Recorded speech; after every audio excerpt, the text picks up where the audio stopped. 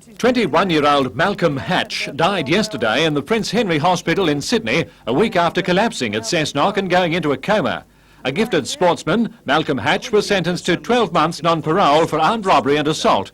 But a month into his sentence, he complained of severe headaches and later told his family that he was unhappy with the medical treatment being provided for him.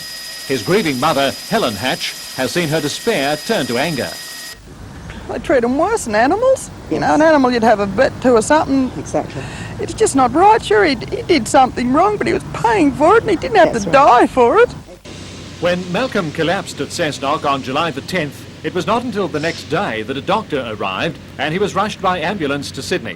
Doctors suspect that Malcolm had encephalitis, an acute brain disease. Professor Torres told us on Wednesday morning that he deteriorated rapidly since he's been in there and that he only had about 12 hours to live, and that now been told that he is brain dead. Helen knew that her son would have been taken off a life support system yesterday, but earlier in the morning his heart stopped beating and he was pronounced dead. Prisons Minister Yamsley won't comment, and Health Minister Collins, who's ultimately responsible for medical care in prisons, has ordered a complete report into the matter, which is in the hands of the Sydney coroner. D-Day is the 1st of June. Under a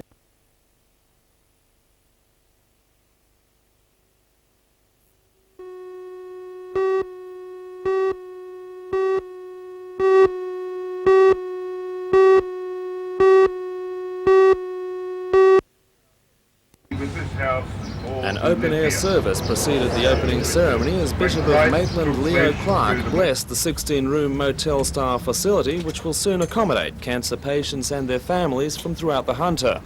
The opportunity to build the units emerged when NBN Channel 3 accepted the proposal as a target for its 1985 telethon. The community raised $1.7 million, $850,000 of which went to the project. NBN Chairman and Managing Director Joe Sweeney applauded the community response. I am pleased today to be able to... The budget we set was $380,000. With contributions from many organisations and from the government, these villas have been built at a cost of $1.2 million. And I think nothing lesser for Newcastle is deserved. State Health Minister Peter Collins said the Hunter will register 1,600 new cases of cancer this year, and most will be treated at the Mater Hospital's oncology unit. 2 plaques were unveiled recording the official opening and the support of the telethon. Later, Mr Collins said the units are an example of how new facilities will serve the entire Hunter Health region. The telethon villa units will be open for public inspection on Saturday from 10 a.m. The first patients will move in early next month.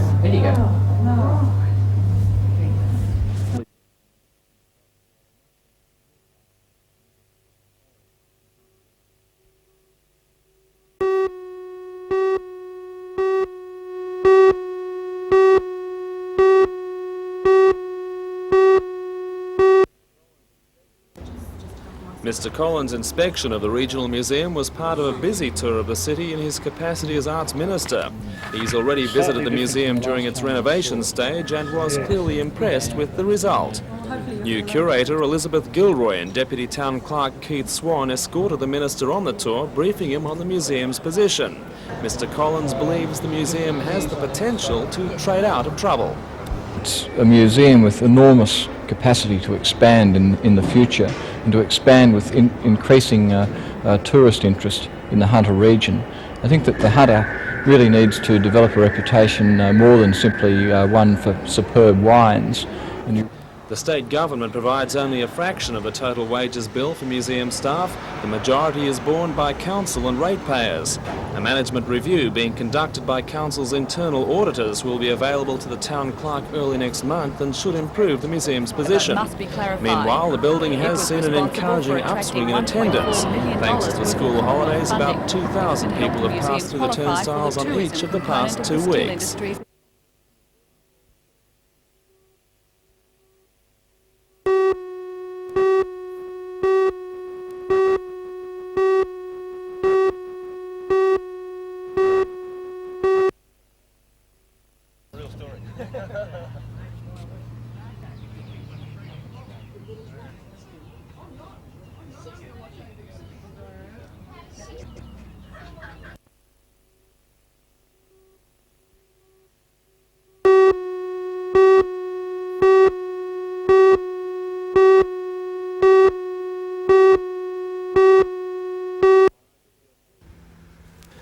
Organisers were pleased to see about half the total number of Corlett residents brave a chilly afternoon to hear arguments against the planned resort.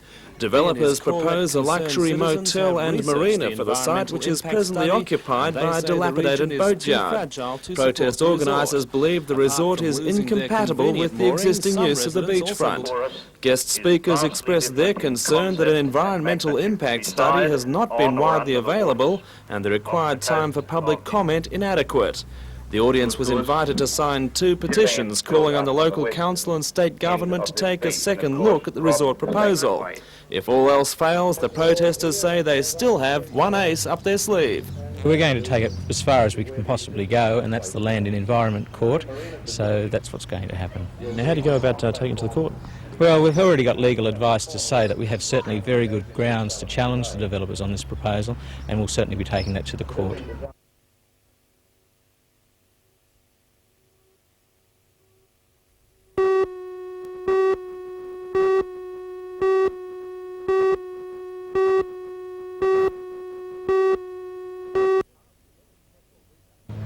Ask any petrol retailer and he'll tell you it's not his fault. The answer from the oil companies would be the same. But they all deny claims that the cyclical nature of the price variations is synchronised to government and BHP paydays, etc. Proprietors such as John Woodman at the BP at the junction say he's forced to follow moves by the retailers around him, and nobody knows why they go down. John showed me figures indicating his cash wholesale price. Says he's at the mercy of a rebate allowance from the oil company. How are you managing to keep going, and how long can you last?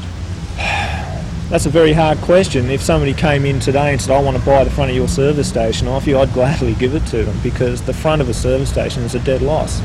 There's not the profit margin involved as what there was 6 years ago. Well, what's causing the price to fluctuate like it does?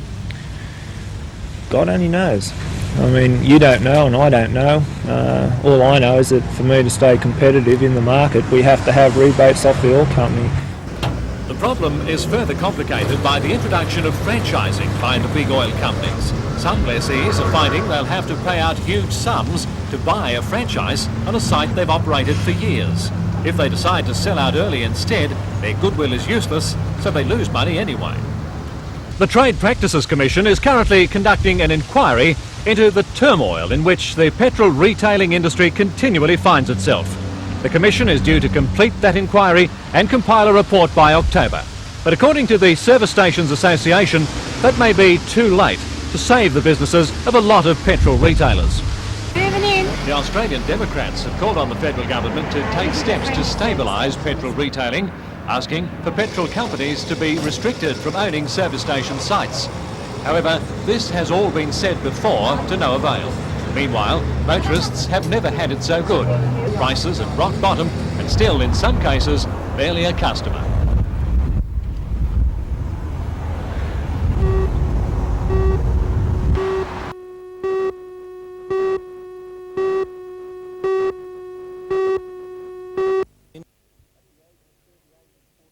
At the age of 38 and 43, Chris and Bob Finance have no desire to give up playing top-class hockey.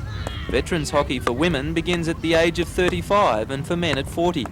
Both players have previously played for the state veterans, with Bob also in the Masters, the Australian veterans team. Chris, who represented Australia for 3 years in the national hockey side and for 10 years in the New South Wales team in the 70s, says veterans hockey is high quality. Very good. It's getting better every year. You're finding now that there's a lot of former senior state players drifting into the veterans category, and it's making the standard very high, and it's still very, very competitive.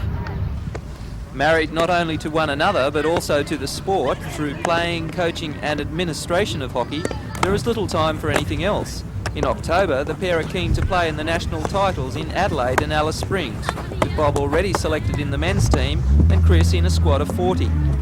For how long can the body take this punishment? Well, you know, some of them get up to, say, in the over 50s, up to around their 55 mark before they start to call it a day. Do you think you'll be playing when you get up to that standard? Oh, somehow I doubt it. I'd like to think I could stay around the game. I think there's something for every age group in the game, but of course you have to take this type of hockey year by year.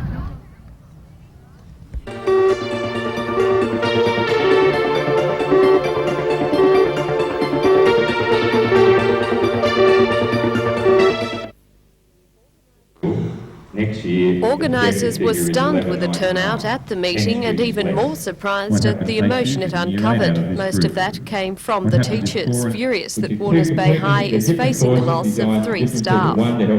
History master Ken Leslight went on to claim the formula is taking its toll not just on the teachers but the students and their families, and he claimed it was chipping away at school morale, a point hotly disputed by Assistant Regional Director of Education Cliff Williams, who was confident the teachers could cope with the reduced staffing levels. He also assured parents that some subjects would not be abandoned because of the formula. Several students were also amongst the crowd at last night's meeting, but disappointingly none of them spoke. On the information that I was given.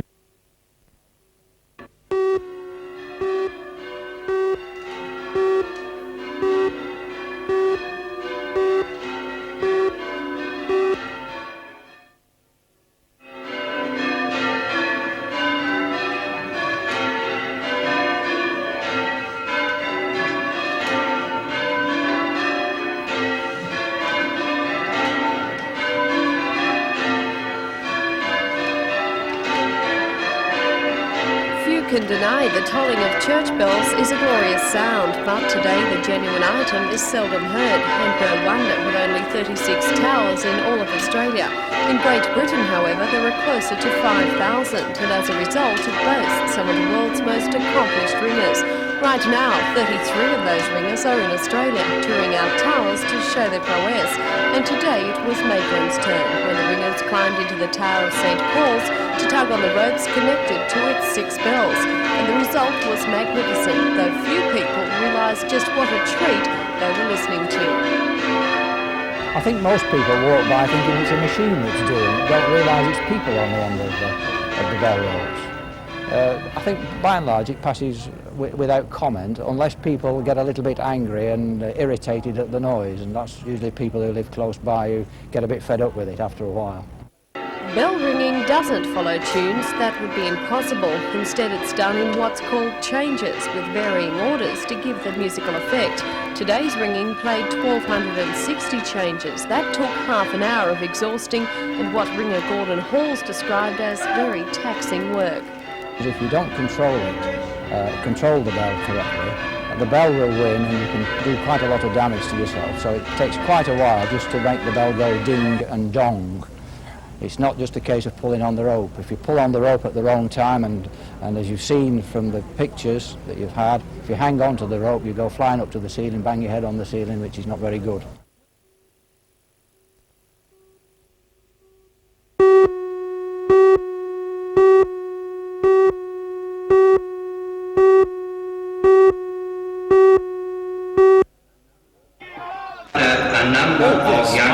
Quaintly old-fashioned. The Grand Master goes by the title of Most Worshipful Brother Professor Roy A. Woodman.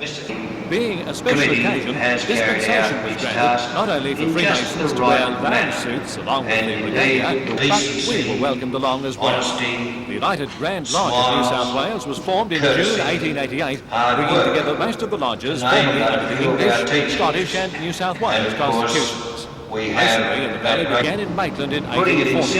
The week of celebrations was a chance for the outside world to see some, but only some, of the pageantry associated with Freemasons. Tonight, a combined centenary meeting and a banquet are taking place at Maitland. In New South Wales.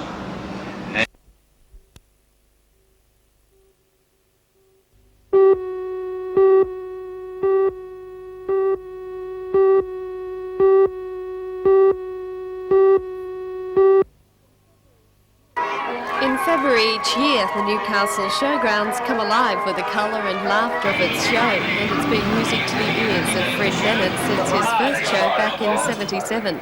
Since then, Fred has seen a lot of changes, but one thing has always stayed the same, and that's the joy every show has given him. Well, I've got a favourite spot is for the activity centre. Well, you've got your favourite spot. What about your most memorable time here? Well, there's been a lot of them, and I can't sort of single out any. I just felt that with all the shows, to me, they've been getting bigger and better, and I think that's a satisfaction.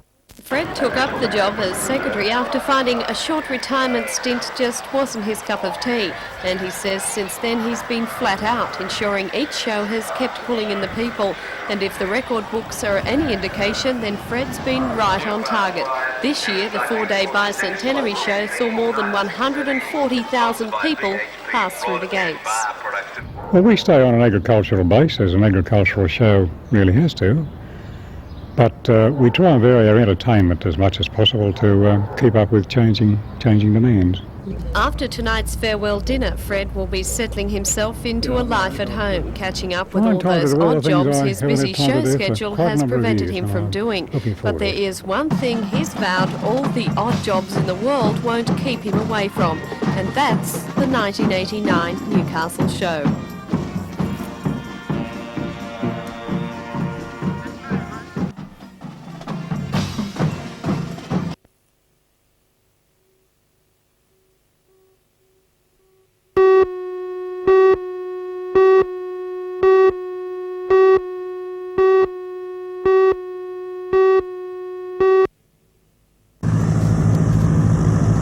It was a bright and early start for the air adventurers this morning, most up before dawn, preparing for the 9:30 take-off time. And when that time came round, one could have been excused for thinking peak hour had hit the Maitland airstrip. Planes were banked up one behind the other, waiting for liftoff, making an impressive sight for spectators. But despite that near chaos, the liftoffs did go ahead without a hitch, every one of the 21 craft disappearing safely into the sunrise on their way to Goondiwindi to refuel, and then on to Rockhampton for the first stopover. From there, a busy schedule awaits the trekkers, with stops at towns like Mackay, Cairns, Jabiru, Darwin, Mount Isa and Birdsville, just to name a few. The idea of the safari is to offer pilots in training the chance to notch up some flying hours away from what is usually a wet and windy winter in the Hunter. They travel with selected instructors, mechanics, medical crews and even health instructors. The adventurers fly back into Maitland on August 23, and by that time they'll have covered an amazing 9,862 kilometres.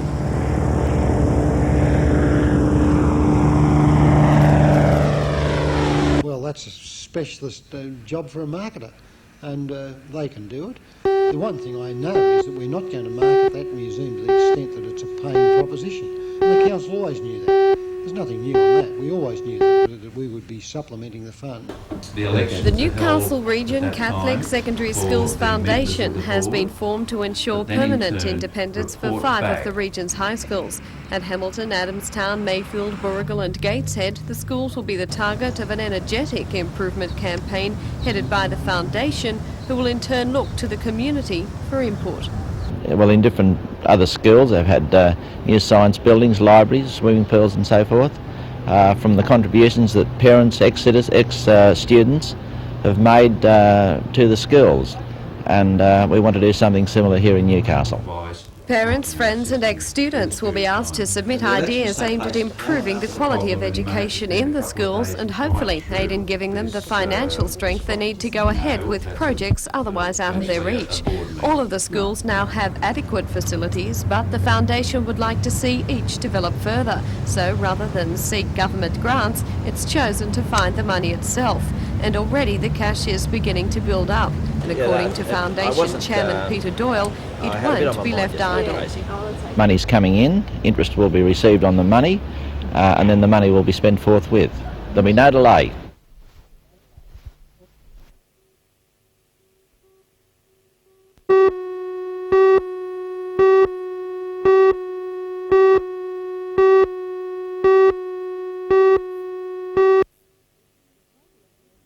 The title of the exhibition is Looking Great in 88, and the artworks certainly live up to the name.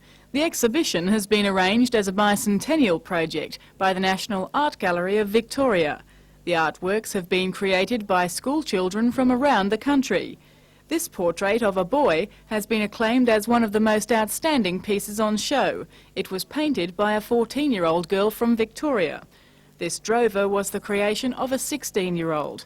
And there are plenty of contributions from kinder and primary school students. The exhibition will remain at the Curry High School until August the 25th, and it's not going to be forgotten. A selection from the exhibition will be preserved and displayed again in 200 years' time.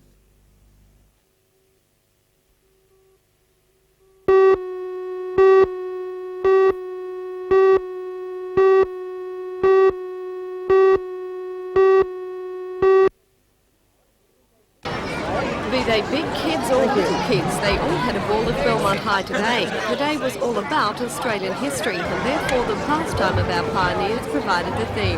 First of all, to get the real feel of things, many of the children and some of the adults chose traditional colonial dress. And of course, there were many of the old-time activities, such as sheep shearing, which proved a big hit for the kids. This electric stand may not have been a perfect replica of the tools used by our forebears.